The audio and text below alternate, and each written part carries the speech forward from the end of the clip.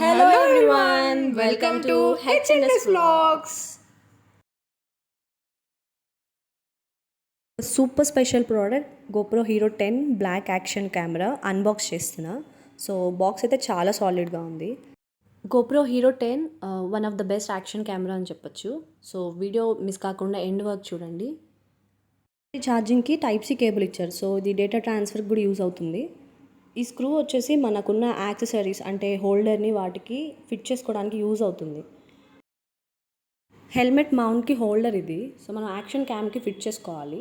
ఇంకొక ఫోల్డర్ చూసినట్లయితే మనకు ఇంకో స్టిక్కర్ అనేది ఇచ్చారు. అది హెల్మెట్ సర్ఫేస్ కానీ ఎక్కడైనా మనము స్టిక్ చేసుకోవచ్చు.